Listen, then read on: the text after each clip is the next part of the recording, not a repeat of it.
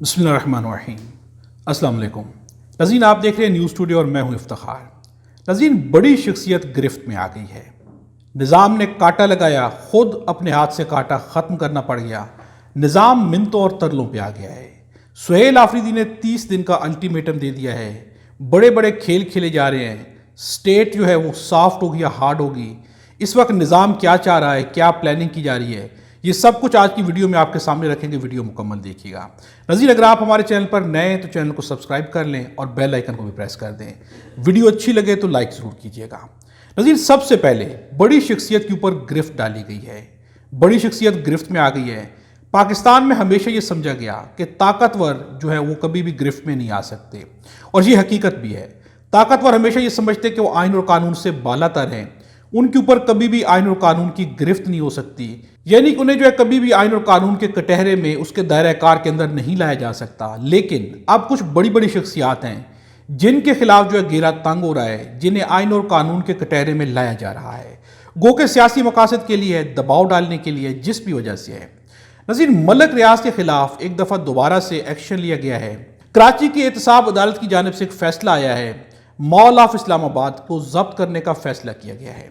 ناظرین، mall of اسلام آباد جو ہے بلو ایریا کے اندر ہے، بہت بڑا مال ہے، نیا مال بنایا گیا ہے۔ اس کے بارے میں کلیم کی جا رہا ہے کہ 2 فرنٹ مین تھے جنہوں نے یہ جو ہے پلاٹ خریدا، اور اس پلاٹ کی مالیت تقریباً 35 کروڑ تھی۔ اس پلاٹ کے اوپر جو ایک مال تعمیر کیا گیا جو کہ اربوں روپے کا ہے۔ اس مال کی بہت حیثیت ہے، لیکن اب جو ہے کراچی احتساب عدالت کی جانب سے باقاعدہ طور پر حکم نامہ جاری کیا گیا ہے کہ اس کو جو ہے ضبط کر دیا جائے۔ اس کے پیچھے جو اصل کردار ہے وہ ہے ملک ریاض، یعنی کہ یہ پراپرٹی ملک ریاض کی ہے، اور اسے جو ہے ضبط کرنے کا حکم دے دیا گیا ہے۔ ناظرین، ملک ریاض کے اوپر اس قدر زیادہ گرفت کیوں تنگ کی جاتی ہے؟ ملک ریاض کے اوپر دباؤ ہے کہ وہ ایک بیان دیں عمران خان کے خلاف، لیکن وہ بیان نہیں دے رہے، جس لیے ان کے ارد گرد جو ہے گھیرا تنگ سے تنگ تر ہوتا جا رہا ہے۔ لیکن دوسری جانب کچھ ایسے بھی مناظر ہیں کہ باہر اگر دیکھا جائے، دبئی کے اندر دیکھا جائے، جہاں پر دوبارہ سے ملک ریاض جو ہے ایکٹیو ہو چکے ہیں، وہاں پر جب بڑی بڑی تقریبات ہوتی ہیں تو بڑے بڑے منسٹرز کی فیملیز اب بھی ان تقریبات میں شمولیت اختیار کرتی ہیں، وہاں پر موجود ہوتی ہیں۔ سامنے کچھ ہوتا ہے اور پیچھے کچھ ہوتا ہے۔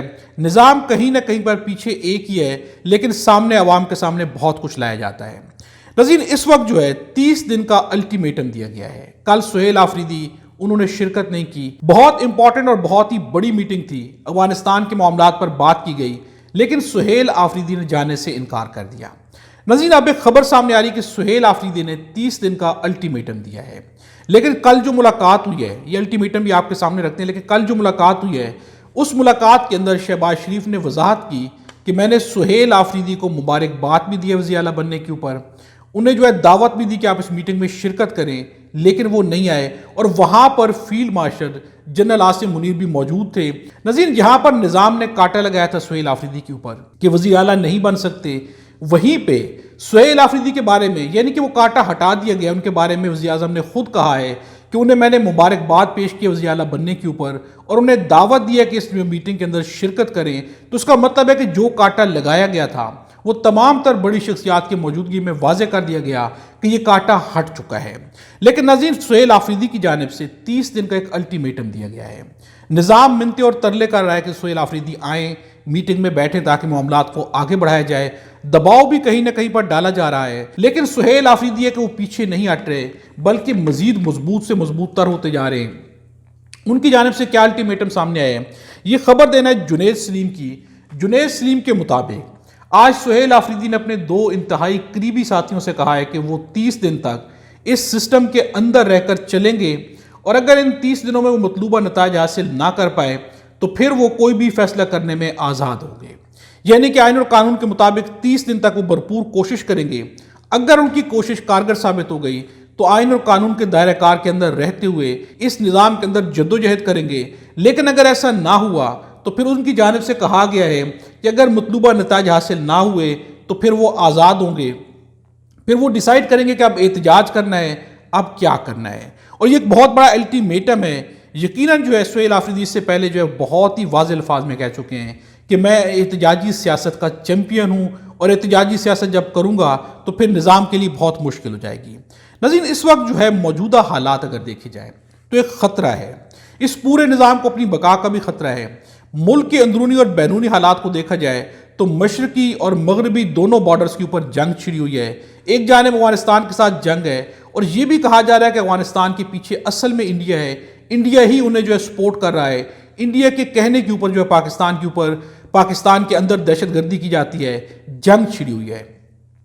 تو دوسری جانب جس طرح سے انڈیا کو شکست فاش ہوئی ہے، پاکستان نے ایسی شکست دی ہے کہ انڈیا اس شکست کا بدلہ لینے کے لیے بےتاب ہے. وہاں پر ایسا نہیں کہ خاموشی چھا گئی ہے، یقیناً وہاں پر حکمت عملی بنائی جا رہی ہوگی کہ پاکستان سے کیسے بدلہ لیا جائے، چونکہ وہ سب سے بدترین دشمن ہے پاکستان کا. تو دوسری جانب یہ بھی خوف ہے کہ اگر ایک جانب افغانستان سے جنگ چھڑی اور دوسری جانب جو ہے وہاں سے انڈیا بھی حملہ آور ہو گیا تو کیا ہوگا. اندر کے موجودہ حالات کو دیکھا جائے، کے پی کے حالات کو دیکھا جائے، بلوچستان کے حالات کو دیکھا جائے، جگہ جگہ سے احتجاج ہوتا ہے، اس کے خلاف آپریشن ہوتے ہیں. ہر کچھ عرصے کے بعد جو ہے شہروں کو بند کر دیا جاتا ہے، دارالحکومت کو کنٹینرز لگا کے بند کر دیا جاتا ہے. مجموعی طور پر اگر اندرونی حالات کو بھی دیکھا جائے تو حالات جو ہے کہیں پر سٹیبل نہیں ہیں، پریشان کن چیزیں ہیں. لیکن حقائق ہیں، سامنے کی چیزیں ہیں کہ اس وقت جو حالات چل رہے ہیں یہ نظام کے لیے بھی آسان نہیں ہے. اب نظام کیا سوچ رہا ہے، کیا فیصلے کی جا رہے ہیں، ابھی جو چیزیں ہم آپ کے سامنے رکھ رہے ہیں اس سے جو ہے پریشانی بڑھ جاتی ہے. نظام جو ہے وہ سافٹ رویہ اختیار کرنے کے موڈ میں کہیں پر بھی نظر نہیں آتا. نظام کی بھرپور کوشش ہے کہ اب جو ہے ہارڈ سٹیٹ بنا جائے گا، ہارڈ رویہ، سخت رویے اختیار کی جائیں گے یہ سب کچھ ٹھیک کرنے کے لیے. لیکن ناظرین ایک سوال یہ ہے کہ جہاں پر نظام اس وقت پہنچ چکا ہے، جس کو ٹھیک کرنے کے لیے اب ہارڈ رویے اپنائے جا رہے ہیں، یہ نظام یہاں تک پہنچا کیوں ہے؟ یہ نظام یہاں تک پہنچا ہے مجموعی طور پر بار بار جو ہے ہارڈ رویے اپنانے کی وجہ سے. اگر یہ ہارڈ رویے نہ اپنا جاتے تو نظام کے اندر، عوام کے اندر جو نفرت بڑھ چکی ہے وہ نفرت ختم ہو سکتی تھی. لیکن نظام اب بھی سوچ رہا ہے کہ سافٹ رویہ اختیار نہیں کرنا بلکہ ہارڈ سٹیٹ بنانا ہے. اس کے اوپر خواجہ آصف کے کچھ بیانات آپ کے سامنے رکھتے ہیں اس وقت مجموعی طور پر کیا چل رہا ہے. خواجہ آصف کا بیان ہے کہ ٹی ایل پی کے متعلق جس طرح پنجاب حکومت نے فیصلہ کن رویہ اپنایا، ایسی تمام تنظیموں سے معاملے طے کرنے کی حکمت عملی میں پنجاب کی تقلید کرنی ہوگی. یعنی کہ جو رویہ ٹی ایل پی کے ساتھ کیا گیا ویسے ہی رویہ تمام جو ہے تنظیموں سے ان کے ساتھ ایسا ہی رویہ اپنانا چاہیے.